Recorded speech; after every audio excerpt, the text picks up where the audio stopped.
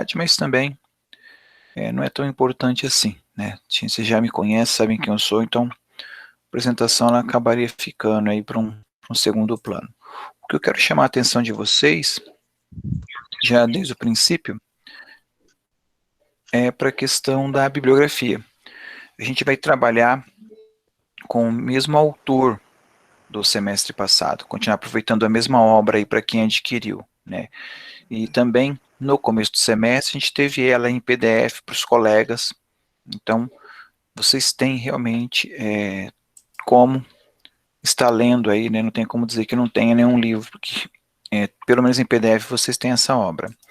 Além desta, né, o plano de ensino traz outras duas, pelo menos, que são importantes, que é o professor Hernani Fidelis, também é o mesmo volume, volume 1, deixa eu até conferir aqui, é o volume 1 do professor Hernani Fidelis, e o curso avançado do professor Luiz Rodrigues Vambier também, que traz aí, que já pode ser o volume 1 e o volume 2, que vai poder trazer todo, contemplar o assunto por completo, tá? Ele contempla todo o assunto.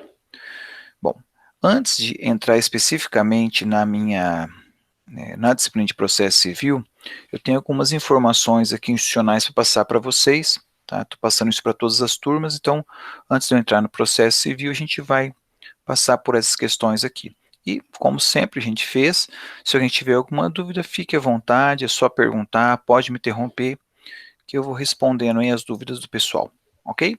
Então, vamos lá, vamos adiantar. Aqui. Primeira coisa, o calendário acadêmico. O calendário acadêmico está disponível lá no nosso ambiente online, no site do Unicesumar, você tem lá na área de download, você tem o calendário acadêmico. Lá vai ter as principais datas das provas, data do fim do bimestre, reinício do bimestre, feriados, então está lá à disposição de vocês. Também, importante lembrá-los que vocês têm que cumprir as chamadas atividades complementares, que são atividades que complemento, como o próprio nome fala, né, complemento o conhecimento jurídico. São congressos, participação, iniciação científica, atividades de modo geral que possam aí agregar conhecimento a vocês. É claro que nós estamos aí num período de afastamento social e tem tido muitos cursos online, então talvez seja a oportunidade de vocês fazerem esses cursos aí online, muitos deles até sem custo, né, desde que é importante a emissão de certificado, para que a partir do certificado vocês possam solicitar a contabilização das atividades complementares, ok? Isso é feito pelo seu ambiente online ali, beleza? Então, toda atividade que vocês fizerem, anexem que a gente vai analisar. Preferencialmente, é claro, atividades da área de humanas, né, coisa que realmente interessa a vocês. Né, preferencialmente mais ainda, a área jurídica, mas nada impede que você faça numa outra área, aí, uma área de ação social. Ok? Lembrando sempre que é necessário o certificado.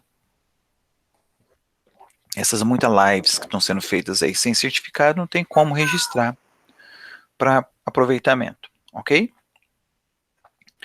Nós vamos utilizar no semestre todas as ferramentas de gravação de aula e tudo mais, mas sempre visando aí a segurança de dados de vocês, ok? Então, todas as atividades remotas estão sendo feitas e acompanhadas pelo nosso pessoal de TI. Então, fiquem tranquilos aí quanto à privacidade sendo respeitada. A nossa metodologia de ensino será metodologia remota, será a mesma como foi no semestre passado. A única diferença que haverá, que está falando em atividade semanal, né? Toda semana, na verdade não é toda semana, é toda aula, né? É que muitas vezes o professor tem só uma aula por semana, mas alguns, como é o caso da nossa disciplina, tem dois encontros. Na nossa disciplina, toda aula eu já passava uma atividade pelo Forms para vocês. Isso agora, a instituição resolveu estender para todas as disciplinas. Então, na nossa disciplina, não vai mudar basicamente nada, vai até ficar mais fácil, digamos assim, porque eu não vou estar cobrando de vocês a questão do resumo. Só nessa aula de hoje, por conta de dificuldades de acesso à plataforma, que daqui a pouquinho eu vou mostrar qual é, não consegui fazer ela, até agora não tive acesso a ela, então não consegui postar um novo formulário para vocês. Então hoje eu pedi um resumo, daqui a pouquinho sobre o assunto de processo civil, vou passar alguns tópicos e aí em cima desses tópicos a gente faz o resumo, ok? Tem uma pergunta aqui da Ana. Certificado de outras instituições vale? Vale. Certificado de qualquer instituição tem validade, só que ele tem que ser contemporâneo ao curso. Então, se você começou o seu curso em 2019, tem que ser de 19 até o final do curso, ok? É a única exigência, pode ser de qualquer instituição, não há nenhum problema, ok? Tem aqui alguma dúvida mais, pessoal? Posso ir à frente? Qualquer coisa, me interrompam aí, podem falar se quiserem, tá? Ferramenta que a gente vai utilizar. No semestre passado, cada professor usava uma plataforma diferente. A gente foi, no final do semestre, foi unificando e agora nós padronizamos. Será usado o Google Meet, a gente vai usar ali o Classroom, né? Google Classroom para poder estar passando as atividades para vocês. Eu não sei se eu já falei, mas esse slide aqui eu vou colocar depois para vocês no ambiente online, então não se preocupem em ficar anotando ou perdendo alguma informação que vai estar disponível, tá bom? O que vai mudar? A única diferença que nós vamos ter é a seguinte, tá? Vocês vão entrar pelo estúdio, como era normalmente, mas ao invés de ir ao fórum, entra na disciplina, né, como sempre fazem, mas ao invés de ir ao fórum, como fizeram hoje, a ideia é que nas próximas aulas já façam a entrada, tenham acesso aí pela chamada aula remota. Então a gente vai já colocar esse link aí, para que vocês possam acessar a aula remota a partir desse link, não havendo necessidade, então, de entrar dentro do fórum. O fórum vai continuar ativo, mas para as atividades que os professores quiserem postar para vocês. Beleza? Então, basicamente, a única distinção será a forma de entrada. Entrando por ali, vocês vão ter acesso daí à agenda do Google Classroom, que é onde você vai ter ali, aqui, né, as aulas, a programação das aulas, e aqui em negrito, né, em preto, vai estar as atividades que vocês vão estar desenvolvendo, que seriam os formulários, do jeitinho que eu já aplicava para vocês aí ao longo do semestre.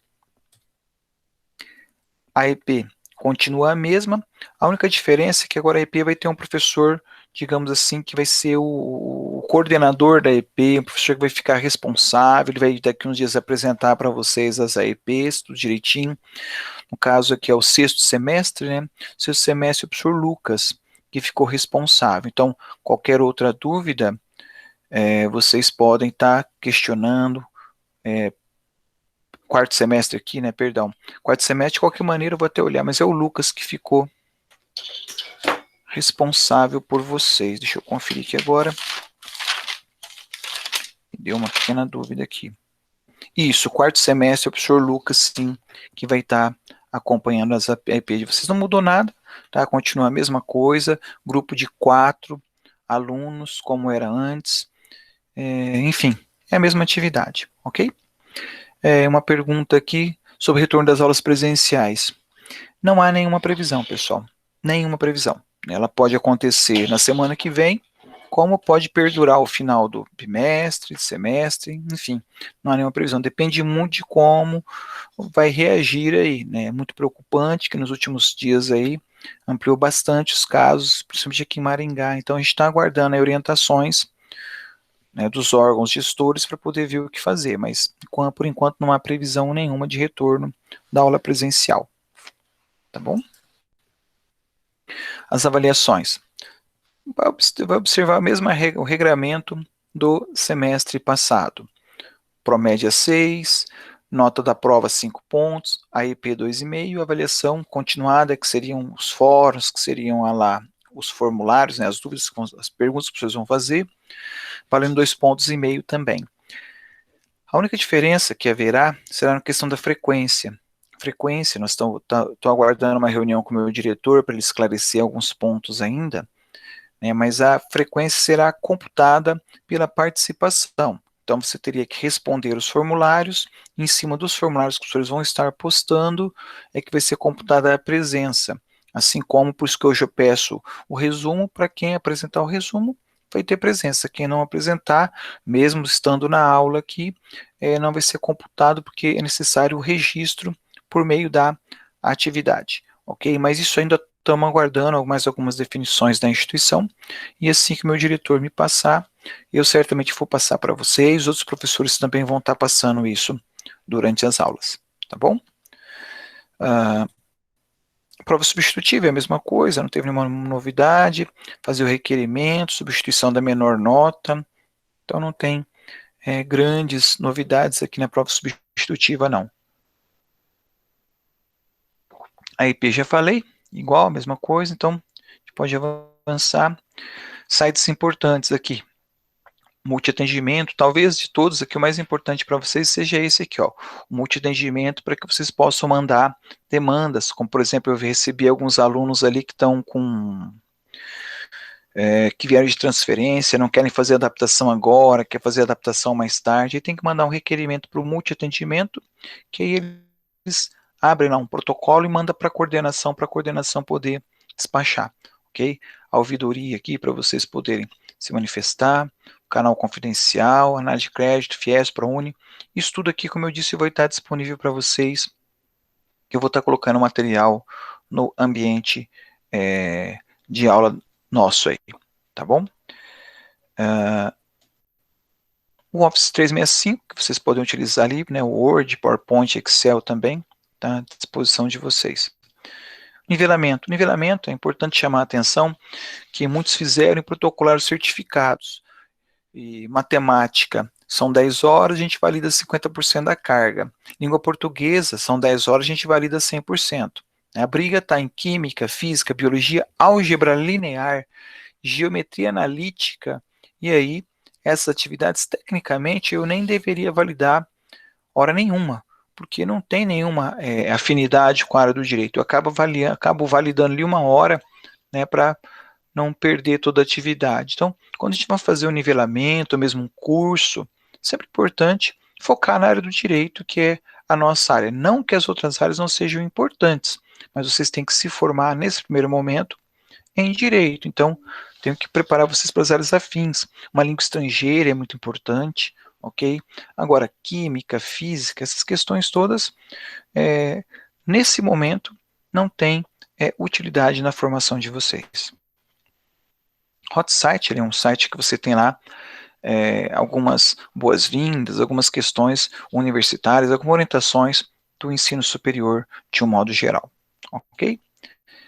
Dificuldade de acesso, aqui é muito importante esse site, né, suporte.alunos@unicesumar.br, que é quando você tem qualquer dificuldade de acesso a essas ferramentas, ali é que eles vão poder dar o suporte, a coordenação não consegue resolver essas questões de plataforma, de e-mail, essas coisas a gente não tem condição, quem faz isso é a TI, e o mecanismo de contato é esse e-mail, suporte@unicesumar.edu.br, ok?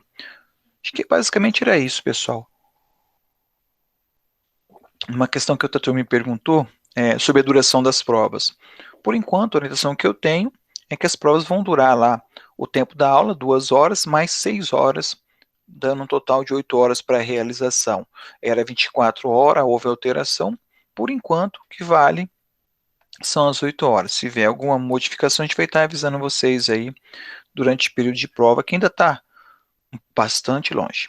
Beleza? Certo, pessoal? Tem aqui alguma dúvida, alguma coisa? Pois bem, então, como eu disse a vocês, a gente vai falar um pouco de processo civil. O objetivo dessa primeira aula é exatamente traçar um panorama do que vem pela frente. Claro que não vamos aprofundar nenhum dos assuntos, mas vou passar para vocês aí uma ideia daquilo que a gente estuda ao longo do bimestre. Do semestre, na verdade, serão 2 bimestres. Aqui eu vou usar a mesma estratégia que eu usei com vocês no bimestre passado. Eu separei a nossa aula em diversas, em 40 encontros, 40 aulas, só que é uma divisão meramente metodológica, não quer dizer que necessariamente eu vou cumprir desta forma. A única coisa que eu me comprometo a vocês, o único compromisso que eu assumo com vocês, é seguir a ordem dos assuntos. Então a gente sabe que na próxima aula, na aula 2, nós vamos tratar de processo e procedimento. Esse é o assunto que a gente vai tratar. Está lá na obra do professor Humberto Teodoro, né, que vai tratar de processo e procedimento. Vocês vão observar que dentro que a gente parou no bimestre passado e agora, houve um salto de capítulos. Né? Eu não vou tratar agora com vocês do que a gente chama de tutelas provisórias. As tutelas provisórias, elas são feitas pelo professor do sexto semestre, que é um assunto separado. Então, a gente parou lá, salvo engano, no capítulo 58, no parágrafo 58, a gente vai lá para o 60 e... Cadê aqui? Ah, sim, 68, onde a gente vai começar a falar lá do processo e do procedimento. Então, como estava dizendo, a gente vai seguir essa ordem, mas, por exemplo, aqui, petição inicial, eu programei 2 aulas, pode ser que eu gaste um pouco mais, mas eu sempre vou seguir a mesma ordem dos assuntos, ok? Então, posto isso, né, a gente vai ver a diferença de processo e procedimento. A gente já sabe que nós temos só 2 tipos de processo no direito processual civil, né? Que os processos são esses. Um é o processo de conhecimento, que é esse que nós estamos estudando agora, é que a gente vai o conhecimento, saber quem tem ou não tem direito, e nós temos o processo de execução, que é aquele baseado nos títulos extrajudiciais. Só que mesmo dentro do processo de conhecimento, nós temos diversos procedimentos. A gente vai ver daí como fazer, quando escolher um ou outro, ok? Depois disso, a gente vai entrar exatamente na parte da petição inicial. Como o próprio nome fala, né, é a petição que vai dar início ao processo, é o documento inicial. Me referi a ela durante o semestre inteiro. Agora será o momento em que a gente vai entender como ela é construída.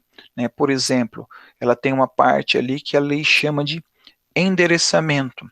É no endereçamento que a gente vai ver lá a competência. Lembra que a gente estudou a competência, aonde propor ação?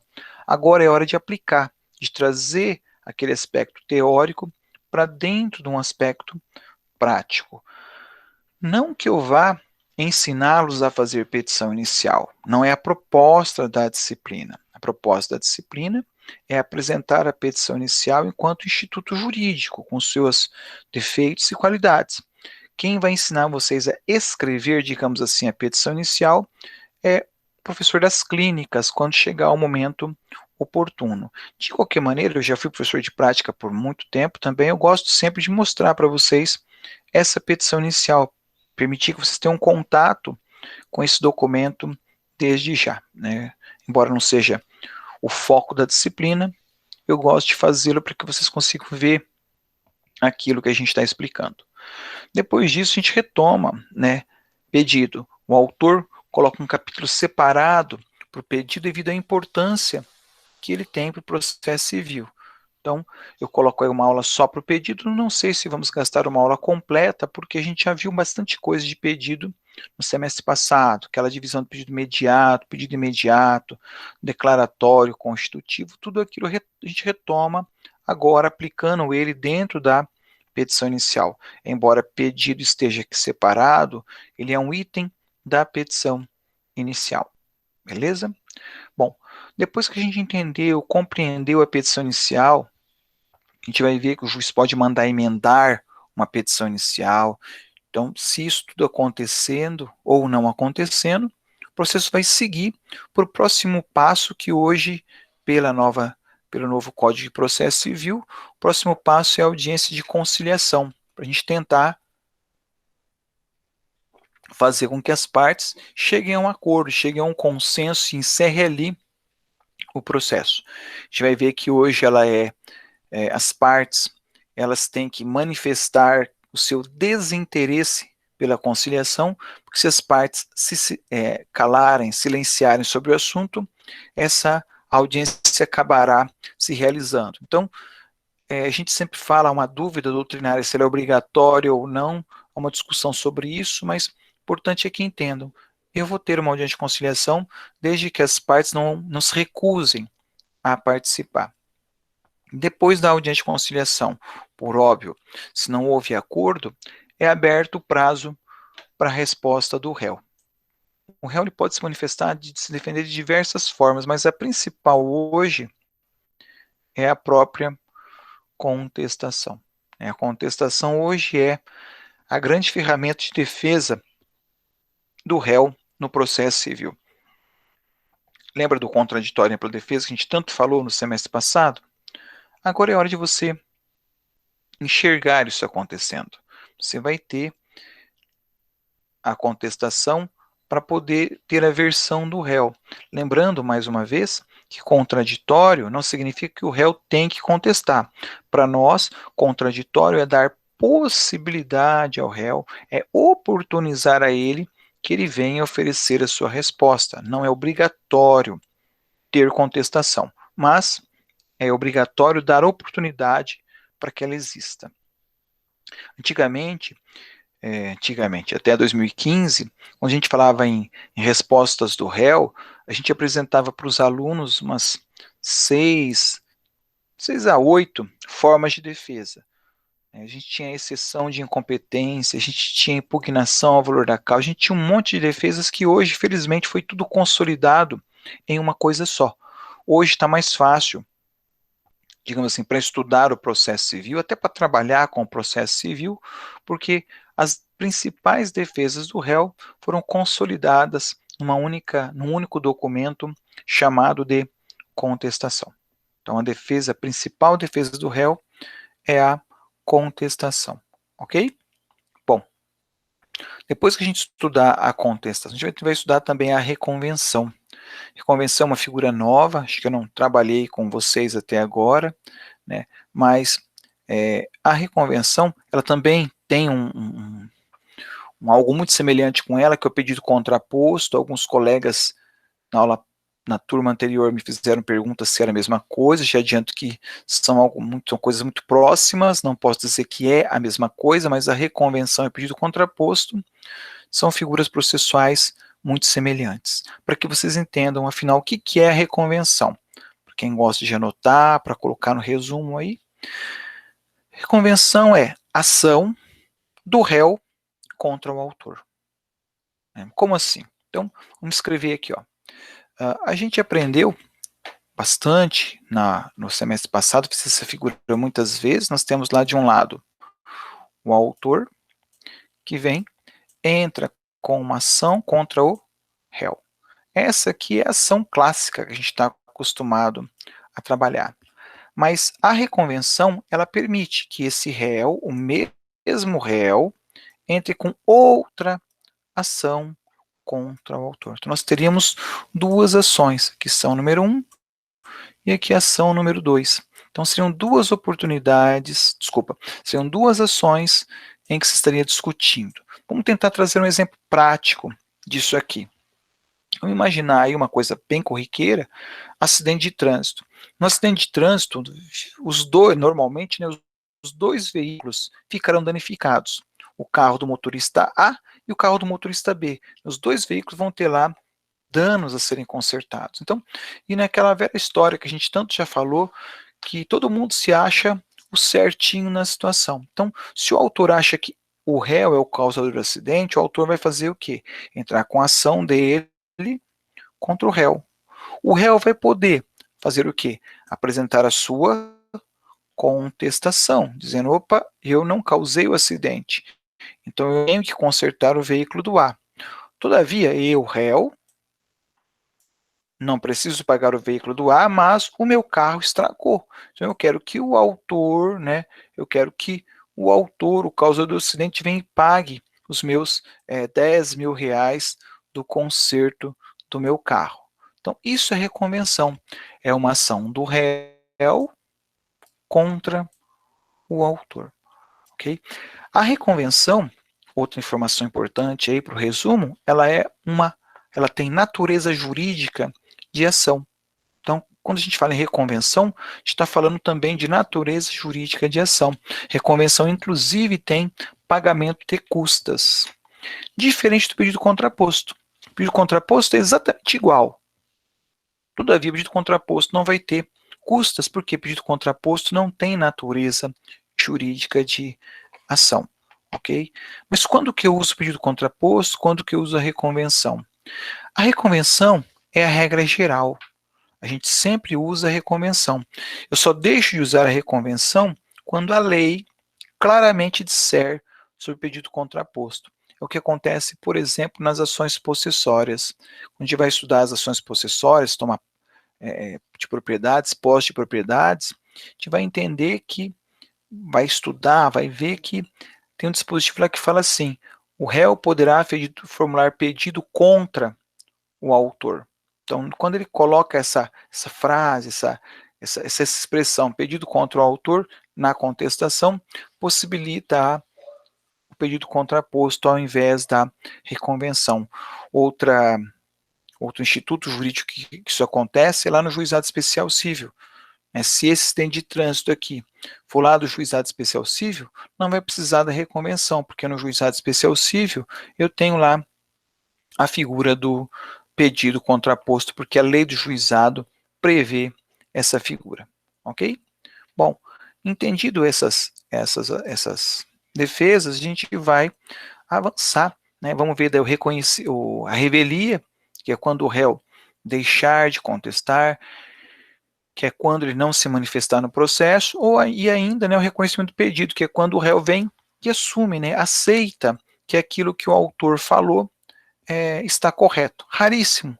Nunca vi acontecer na prática o reconhecimento jurídico do pedido. Né? Mas, enfim, teoricamente a gente estuda essa figura e certamente outros têm a oportunidade de encontrar. Não é porque eu não vi que não exista. Depois de entendermos a revelia, a gente vai para as providências preliminares, que é o quê? A gente começa a preparar o processo para a audiência de instrução. Acho que talvez a principal providência preliminar que vocês já ouviram falar, certamente é a impugnação à contestação. Então, o autor apresenta a petição inicial, o réu apresenta a contestação, e aí volta a palavra ao autor para que o autor possa fazer o quê? Possa impugnar a contestação. Como que isso ocorre?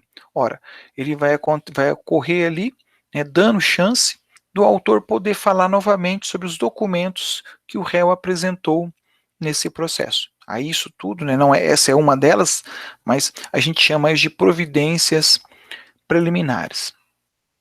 Olha o que acontece então. Então eu tenho petição inicial e documentos, tenho contestação e documentos, tenho impugnação à contestação e documentos. Então certamente já está construído ali uma boa estrutura processual.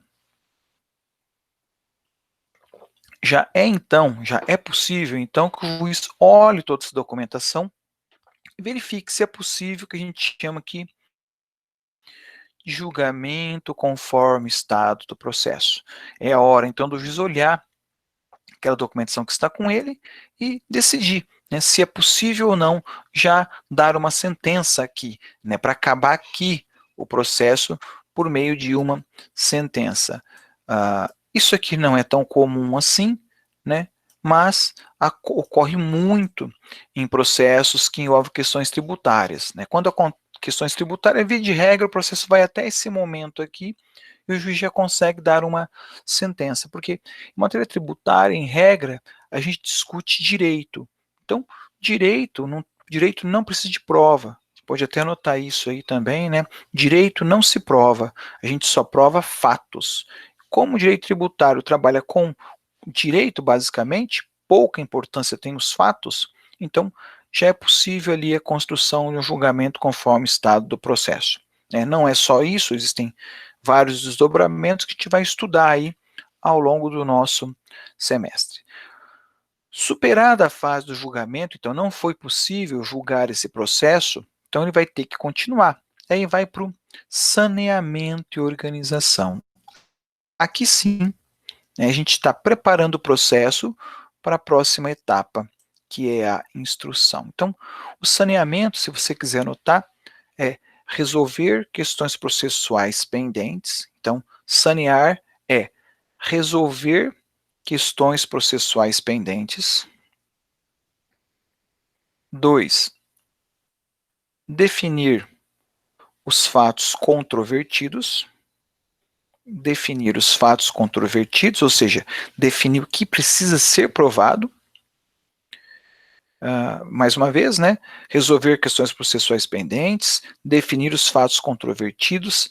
3, definir as provas. Agora é a hora que o juiz vai definir que provas serão produzidas no processo. Então, definir as provas e, finalmente, designar, marcar data para a audiência de instrução.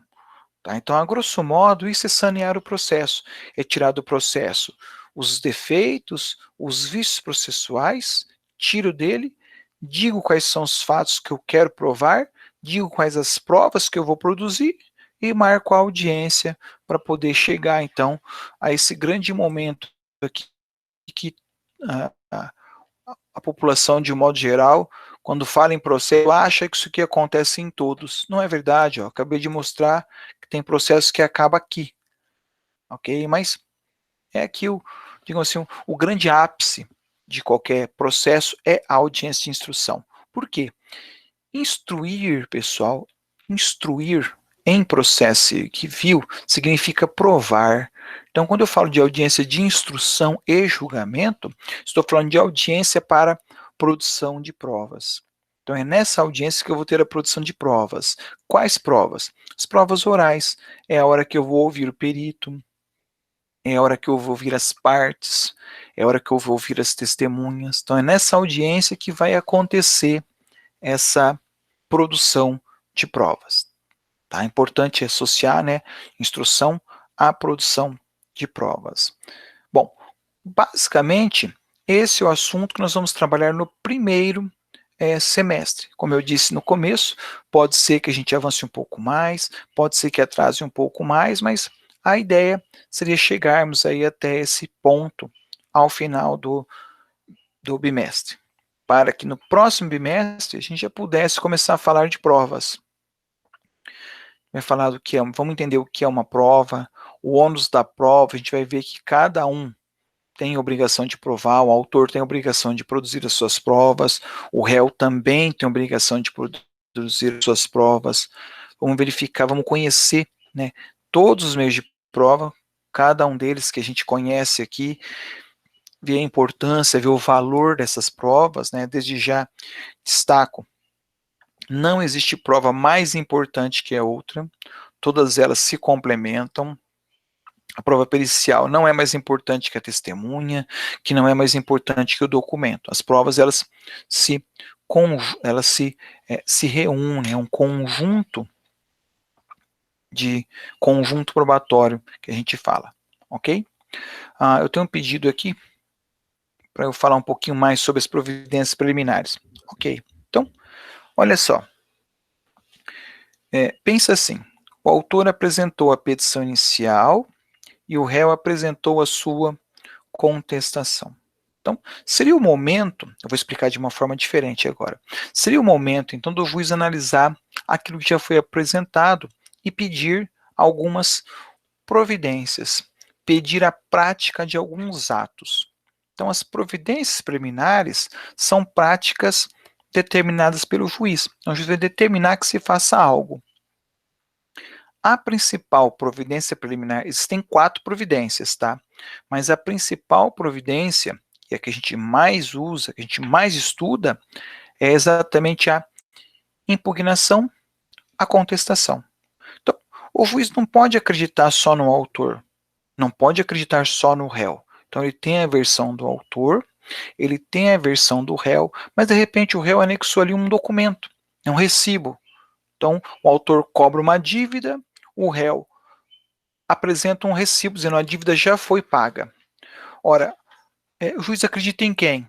No autor ou no réu?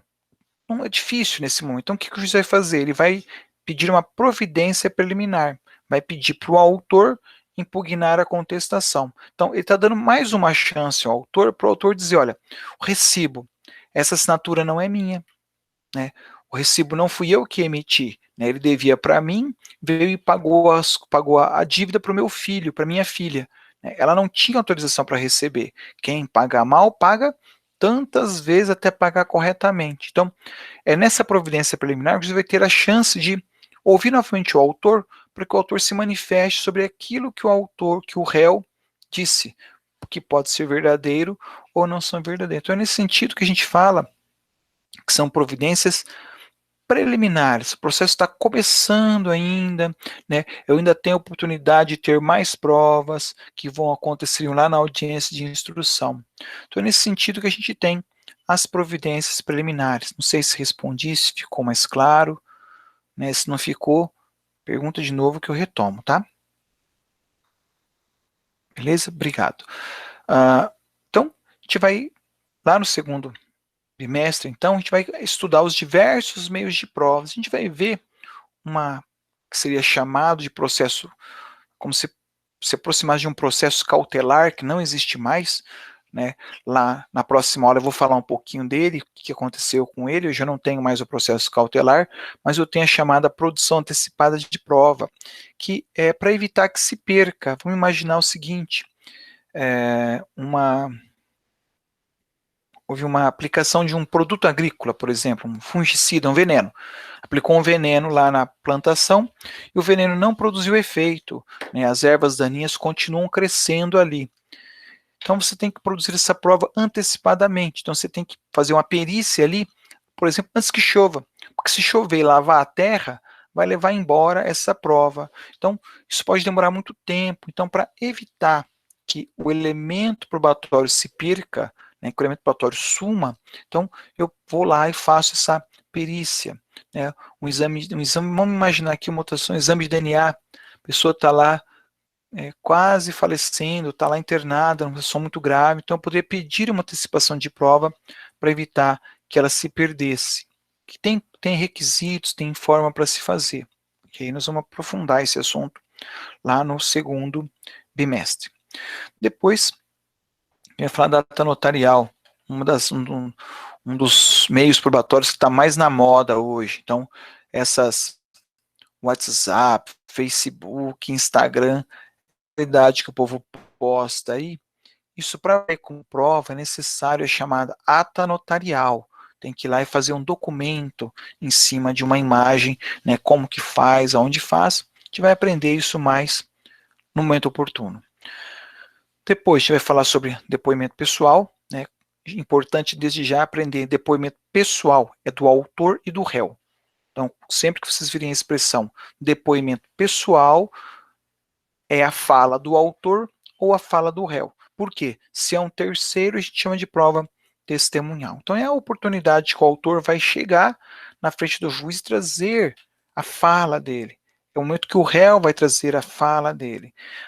Mas, professor, eles já não se manifestaram na petição inicial e na contestação? Sim, se manifestaram, mas se manifestaram nas palavras do advogado. Às vezes, o advogado, sem demérito algum, né, sem criticar nada, mas ele exagera na tinta, ele carrega nas palavras, usa expressões duras, né, não raras vezes chega na audiência e aí você fala, mas eu não falei isso para o advogado, está escrito na petição, aí você fica aquele clima, né? Então, é a chance da parte dizer o que ela pensa para o juiz. Da mesma forma, é a chance que o juiz tem para ouvir a parte. Né? Não precisa ter um intermediário ali do advogado falar. E é muito importante isso, tá? Aprendo desde já, quando o cliente fala, quando o advogado não pode interferir. Né? O depoimento é da pessoa, é sozinho. Ele não pode perguntar para o advogado se pode ou não pode falar aquilo. Ok? Não é o momento para isso. Ele teria que ser orientado antes pelo advogado. O depoimento pessoal ele vai ter como principal estrutura a obtenção da confissão, que é conseguir extrair das partes uma confissão, ok? Depois de falar da confissão, a gente vai falar de prova documental, né, exibição do documento, a prova documental. Outra coisa da moda, que são os documentos eletrônicos, como funcionam, como que faz, validade ou não, né, discussão ali também com a ata notarial, a gente vai retomar daí algumas discussões, alguns aspectos que são assuntos muito, muito próximos. Depois vamos falar de prova testemunhal, né? Quem pode ser testemunha, quem não pode, né? Da testemunha suspeita, testemunha impedida, vamos falar da testemunha impedida de falar, né? Impedida não, perdão, suspeita, impedida e a incapaz de falar, são pessoas que não podem dar o seu depoimento, né? Como que isso acontece, prazo, né? Quando que apresentam o nome das testemunhas, não é nem na petição inicial nem na contestação, o juiz vai mandar, lá no saneamento do processo, ele vai dar um prazo para as partes apresentarem as suas testemunhas. Depois de aprender sobre testemunha, né, vamos ver a importância dela no cenário do direito, é a prova mais fácil de conseguir, é a mais barata que existe. A gente vai ter a prova pericial, que é que é a prova técnica, tá? Lembrando que o juiz não está obrigado a seguir o laudo do perito. Pode ser que o perito decida num sentido e o juiz decida em outro. Ele tem liberdade para isso. Afinal de contas, quem julga é o juiz, não é um perito. Eu vou trazer um caso, chega a ser até engraçado, mas é verdadeiro. Num exame de DNA, o juiz entendeu o seguinte, o juiz não, o perito, né, ele fez lá o exame e entendeu que a criança tinha lá 99,97, né, 8% de chance de ser filho. Então ele veio e declarou que o réu não era pai da criança porque havia lá 0,02% de chance de ele não ser o pai.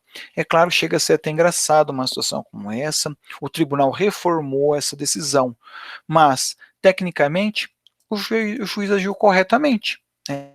Ele, juiz, tem a liberdade para se convencer e não se convenceu que esse percentual era suficiente para declarar a criança filha do réu, né? Digo que é engraçado, é um absurdo, mas sob aspecto técnico, eu não posso nem denunciar esse juiz para o Conselho Nacional de Justiça, porque ele seguiu ali aquilo que a própria lei preconiza, que o juiz tenha liberdade para acatar ou não o laudo pericial. Sei que é um exemplo extremo, mas é apenas para que vocês conheçam essa possibilidade dentro do direito.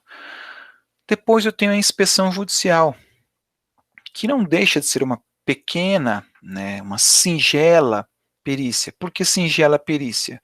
Porque ali o juiz é a figura do juiz que vai até o local para poder ver com seus olhos, né, ou com ele mesmo, o juiz, o que foi que aconteceu no local.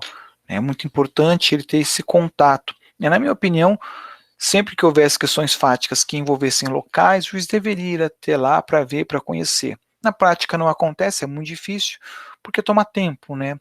É muito tempo, muito demorado, se deslocar para lá e para cá. Infelizmente, acontece muito pouco, tá ok?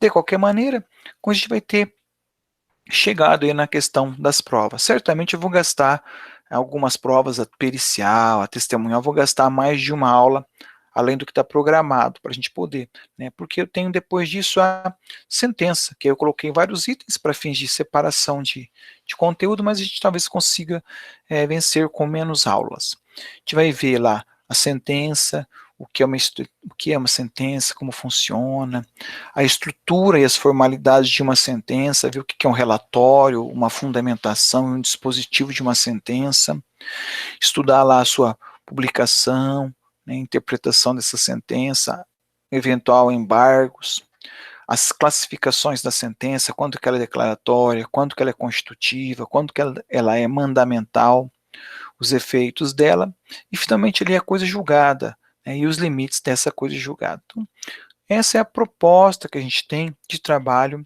para o semestre inteiro. Como eu falei, é apenas uma visão geral para que a gente possa estar aprofundando essa temática aí no semestre todo. Ok? Alguma dúvida, pessoal, até aqui? Bom, isso é o que eu preparei para o nosso primeiro encontro. Já deixo destacado aqui para vocês a leitura obrigatória para o nosso próximo encontro, que é na quinta-feira, ok? E aí a gente vai poder estar discutindo o assunto aqui, e eu vou estar daí apresentando lá os questionamentos necessários, ok? Prometo que não vou me confundir, vou entrar na aula certa, né? Hoje, para quem não chegou cedinho, eu tinha começado a aula quando me alertaram que estava tendo aula da clínica também no mesmo horário, que eu vi que eu tinha que estar na turma contrária. Ok, pessoal? Agradeço a atenção de vocês aí e fico à disposição para alguma dúvida que alguém tenha ainda queira tirar. Estou aqui à disposição de vocês.